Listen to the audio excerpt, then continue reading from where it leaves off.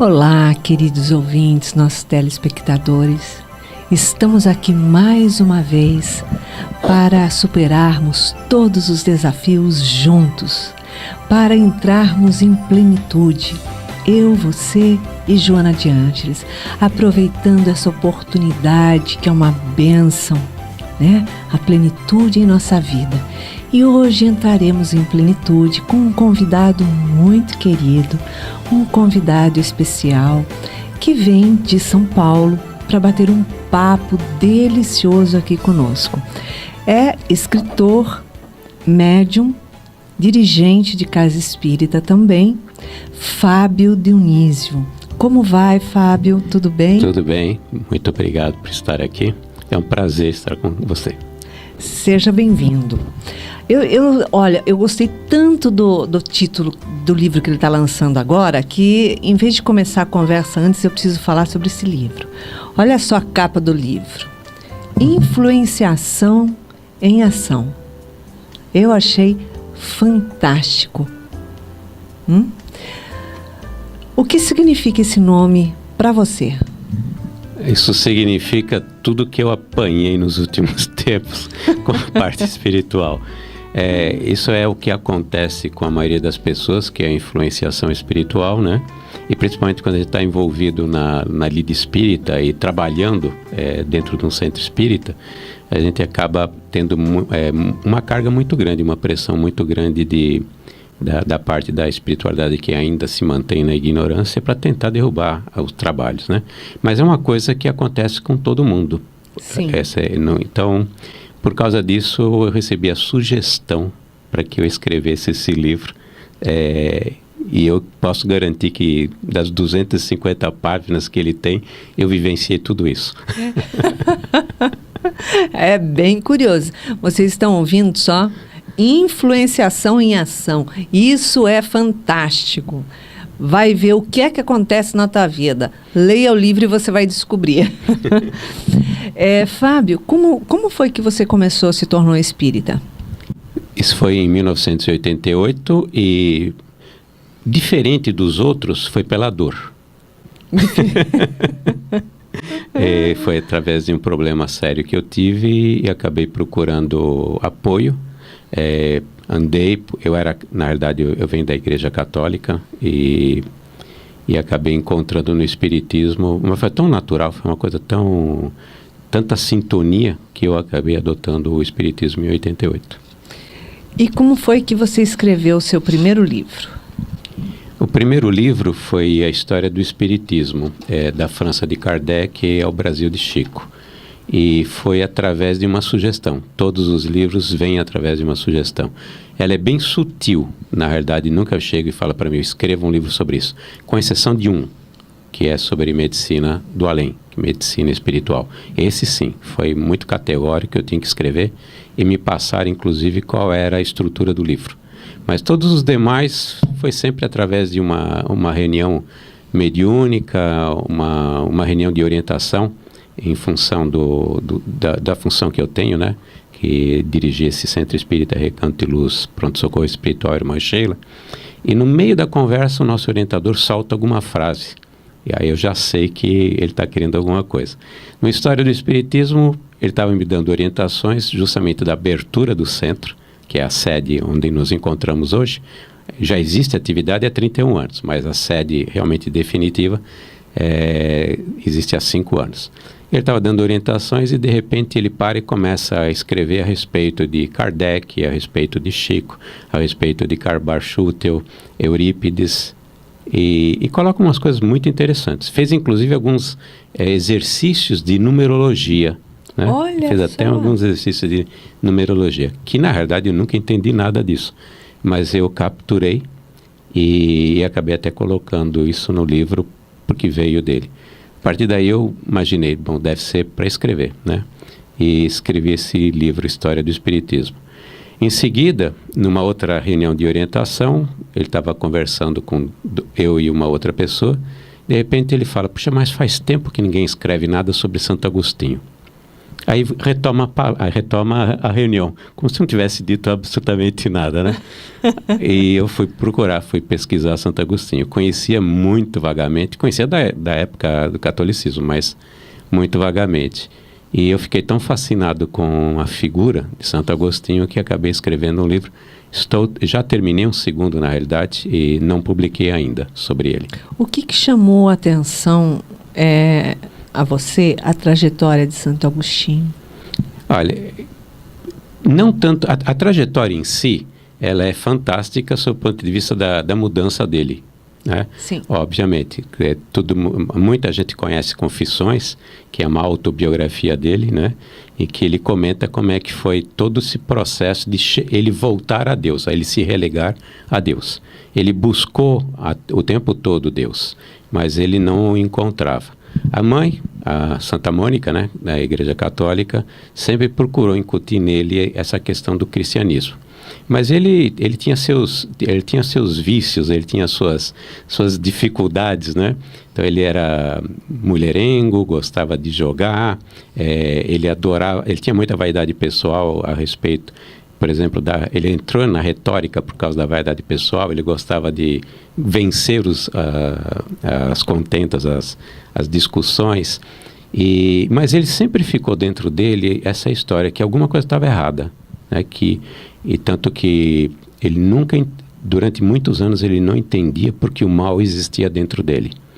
E ele buscava essa resposta. E uma das coisas que o tinham afastado do cristianismo, da igreja que era professada pela Mônica, era justamente o fato que ele não conseguia entender como Deus, sendo tão perfeito, podia admitir a existência do mal, né? Então ele passa por uma série de experiências. Ele busca na Bíblia a resposta, não encontra.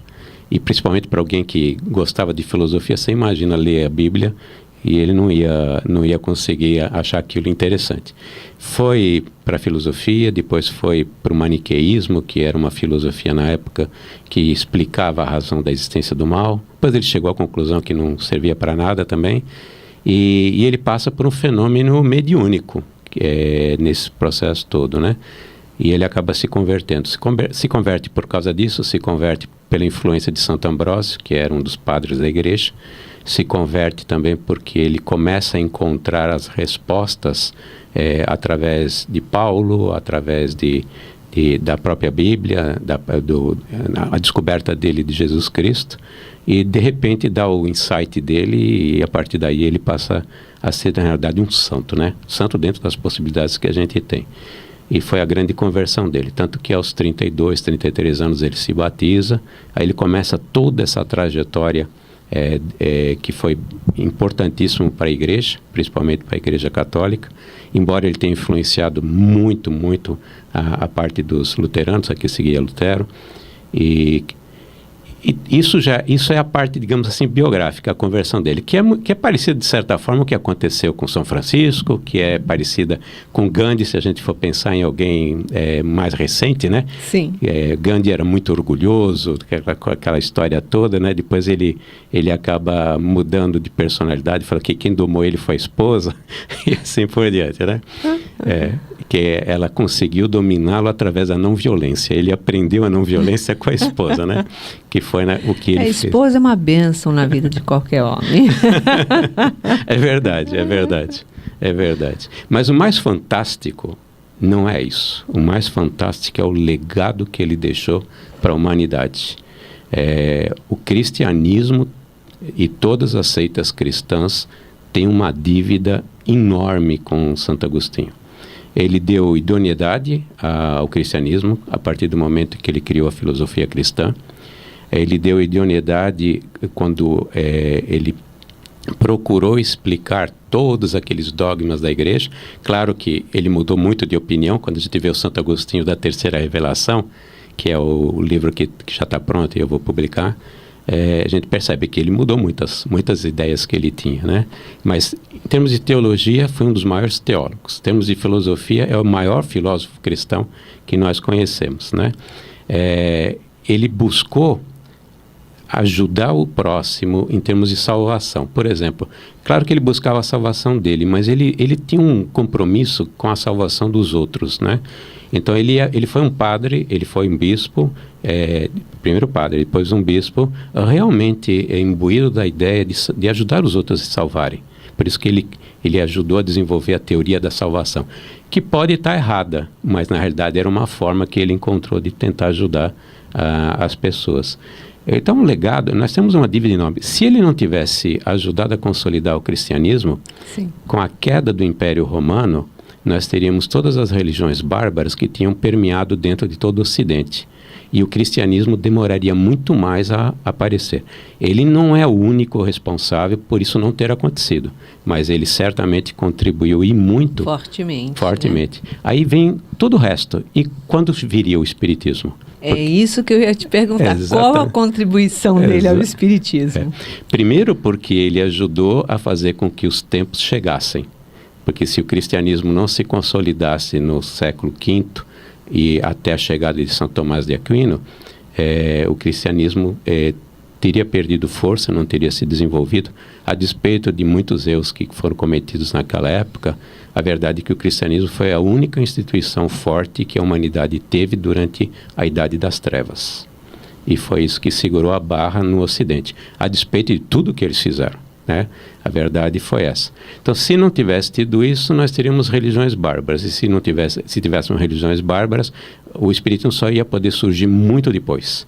Porque os pensadores, os iluministas, que vieram principalmente na França, no século XVIII, no século XIX, não teriam chegado. O povo não estaria apto a entender todas essas ideias, toda a filosofia que veio com ele, que veio com Descartes, por exemplo, né? Sim.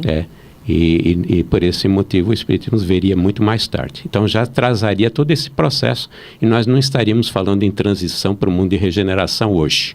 Ainda estaríamos falando em prova e expiação, aguardando o dia da chegada dessa transição. E com relação ao Espiritismo, da mesma maneira como ele foi um trabalhador árduo no cristianismo, porque ele realmente batalhou para desenvolver as teorias, os dogmas, ele falava muito, ele discutia muito com todas aquelas seitas heréticas que haviam na época, ele tem uma contribuição enorme dentro do Espiritismo. Só Kardec, ele capturou 36 mensagens no Pentateuco e na Revista Espírita, sem contar o que não foi escrito, mas que ele fez. Então, poucos espíritos contribuíram tanto com a própria codificação. Você concorda com ele na visão que ele tinha sobre a eficácia do caminho da autocura? Então, na realidade, a busca a Deus é uma busca de espiritualização. E ele era um grande defensor da reforma íntima. E que ele buscava através justamente do autoconhecimento, né? Que ele era um platonista, depois foi um neoplatonista, então ele buscava o conhecimento de si. A partir do momento que você se espiritualiza, você começa a evitar uma série de dores de cabeça que nós sabemos, né? Com certeza. Então, com certeza, a visão dele era que nós encontrássemos equilíbrio, que nós encontrássemos Deus, consequentemente nós iríamos encontrar a verdade e a felicidade. Mas atrás de tudo isso é o equilíbrio, a harmonia, e a harmonia nos leva à saúde. Com certeza. Joana de Ângeles, ela fala muito, né, do autocura, como nós precisamos trabalhar as nossas emoções, né? A gente começa desenvolvendo sempre o autoamor, né? Que sem autoamor a gente não faz nada. E por falar em autoamor, eu vejo aqui, né, que você tem um instituto voltado para o treinamento e especialização de engenheiros, mas a editora, que é nova, está aí no caminho, responsável também por um centro espírita, escreve e publica livros, administração de tudo isso. Onde que você aprendeu tudo isso? Com Santo Agostinho? Do seu ponto de vista de administrar tudo isso? Na realidade, eu venho de um mundo que é corporativo e nós aprendemos que lá você tem que fazer as coisas acontecerem, né? E eu realmente sinto muita vontade de realização. Eu não consigo ficar parado, né? E eu aprendi a disciplina no mundo corporativo, aprendi planejamento no mundo corporativo, aprendi a separar o que é importante e urgente daquilo que não é importante e urgente, só focar nas coisas que realmente são importantes. E não quer dizer que eu não erre, ao contrário, a gente comete muitos erros. Que é o que nos ensina, né? Exatamente, mas a gente faz com que as coisas sejam focadas por objetivos, né? Com metas. Então, todas essas coisas vieram, digamos assim, dessa forma. O Irmã Sheila foi uma convocação. Eu tenho, por motivos óbvios de resgate, tive que criar esse centro para termos um local definitivo para os trabalhos de cura e cirurgia espiritual que acontecem no Irmã Sheila, motivos kármicos, né? E quando eu recebi uma ordem, eu já tinha aprendido que quando a gente recebe uma ordem, a gente tem que executar, certo? Então, pessoa inteligente, ela não discute, ela vai lá e faz. Não adianta ficar tergiversando, porque você vai ter que fazer, certo? Não tem como. Se não vai ser agora, vai ser depois, né? Então vamos ganhar tempo. Vamos ganhar tempo, né? Nesse aspecto eu sou muito prático. A editora foi muito engraçado. As sugestões de escrever, eu nunca tinha escrito realmente. Sempre adorei ler desde criança. Sempre li muito. De criança mesmo, a partir de 5 anos eu já lia. A partir do momento que veio as sugestões, né, para que fosse escrito, eu comecei a escrever. Aí falei, bom, tudo isso é para o Irmã Sheila, para as obras sociais do Irmã Sheila. É um objetivo filantrópico, não tenho absolutamente nada com isso. E eu fiquei indignado com a porção que ficava para o autor. Eu falei, não é possível, a gente faz um trabalho desse, vende um livro que seja por R$40, fica 10% do preço de venda, não do preço de venda da editora, que na realidade é com 60% de desconto ou 40%. Não do consumidor. Não do consumidor. Faz todo esse esforço para quê? Para depois ficar com R$1 ou R$2 e ficar todo o resto com a cadeia, né? Com supply chain, né? Mas foi um ledo engano achar que alguém ganha dinheiro com livro. Aqui no Brasil não é bem verdade. Mas eu decidi abrir a editora por causa disso. Falei, vou tirar alguns intermediários da área, né? Do caminho para poder fazer com que isso tenha um reflexo maior na obra, né? Exatamente. Mas foi uma visão muito ingênua, mas de qualquer forma eu toquei para frente. E a semana passada nós completamos 4 anos de existência, somos novinhos, estamos saindo da infância e estamos aprendendo o tempo todo, cada dia é um aprendizado. 4 anos da existência da editora. Da editora. Porque como são várias obras, vários caminhos aí, peraí.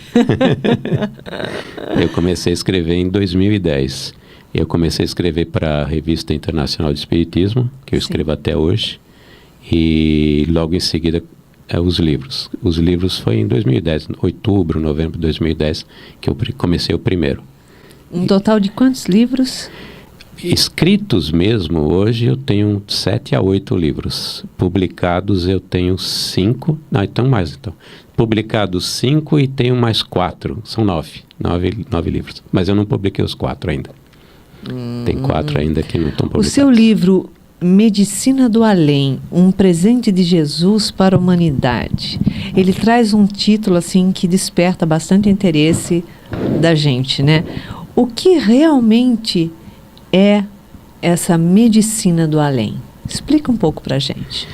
Medicina do além, ele é o que acontece dentro de centros espíritas, por exemplo. A medicina que é realizada com a participação e com a coordenação dos espíritos. Nós aqui participamos, eles coordenam e eles aqui realizam boa parte desse trabalho. Esse trabalho no Sheila, que é um trabalho de cura, é originário de um grupo que chama-se Pronto Socorro Espiritual Irmã Sheila, que existe há 31 anos e que completou 670 mil atendimentos, né? Na área de tratamento e na área de cirurgia espirituais. Isso tudo através de um médium. É um médium sensitivo de cura, chama-se Edson Barbosa de Souza. Ele tem essa característica orgânica, também por ele ter sido preparado para isso, né? E ele tem todas essas características que são raras hoje. As sensitivas de cura são muito raras e estão desaparecendo. Os trabalhos estão indo mais para a linha de ter vários médiums trabalhando em várias áreas.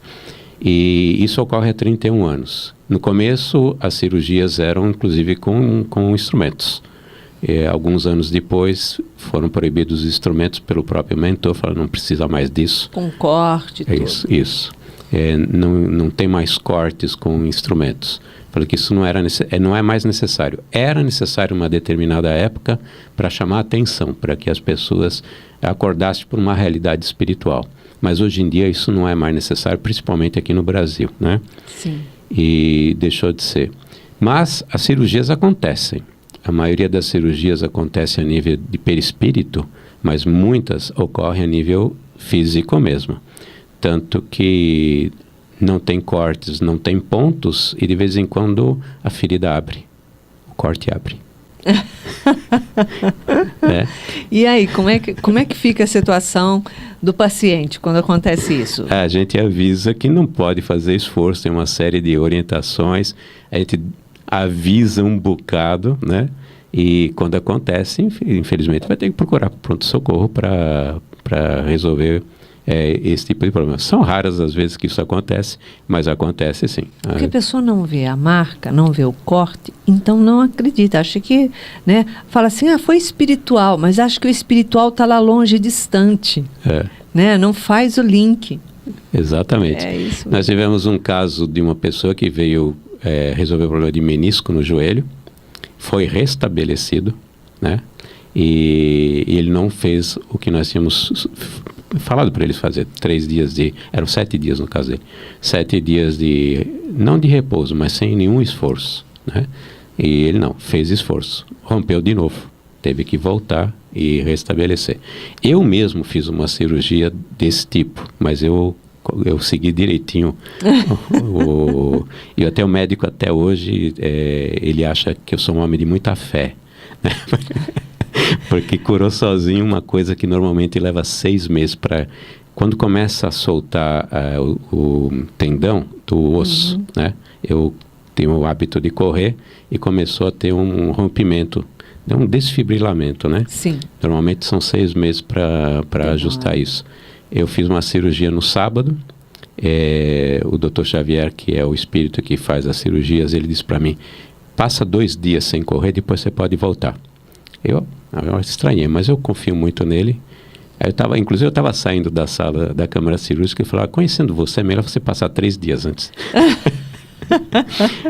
Passei os 3 dias, fui correr, era uma terça-feira, e eu senti dor aqui, na patela, né, que acho que chama-se patela. Sim.